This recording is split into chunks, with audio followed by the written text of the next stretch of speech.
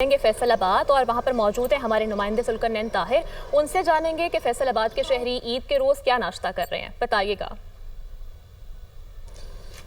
जी बिल्कुल, फैसलाबाद में तो ईद के दूसरे रोज़ नाश्ते का बहुत ही वसी मेन्यू है। किसी को लस्सी पसंद है, कोई नान चने पे हाथ साफ कर रहा है, कोई हलवा पूरी खा रहा है, छोटे बड़े पाए खाए जा रहे हैं, निहारी खाई जा रही है और इसके साथ साथ दीगर जो चीज़ें हैं अपनी पसंद की वो भी शहरी इस वक्त खा रहे हैं। ख़ास तौर पर बच्चे जो तो हलवा पूरी और भटूरे की ज़्यादा फरमाइश करते हैं, उनको जो है वो स्पाइसी चीज़ें कम पसंद होती हैं, तो इसी वजह से वो हलवा पूरी या फिर भटूरे खाते हैं। फैसलाबाद के शहरियों की बड़ी तादाद इस वक्त मुख्तलिफ नाश्ता पॉइंट्स पर मौजूद है। चूँकि माह रमज़ान के दौरान शहरियों ने घरों में बैठकर मिलकर सहरी खाई थी, आज जो है वो काफ़ी देर के बाद उनको मौका मिल रहा है सुबह का नाश्ता करने का, दिन की रोशनी में नाश्ता करने का। तो फिर शहरी चटपटे खाबे उड़ाने के लिए, अपनी पसंद की चीज़ें खाने के लिए इस वक्त मुख्तलिफ नाश्ता पॉइंट्स पर पहुँच चुके हैं। और ख़ास तौर पर कल का जो रोज़ था उसमें ख़वातीन घर पर मौजूद थी, सारा दिन उनका किचन में गुजरा, तो आज ख़वातीन की भी फरमाइश थी कि उनको किचन से छुट्टी चाहिए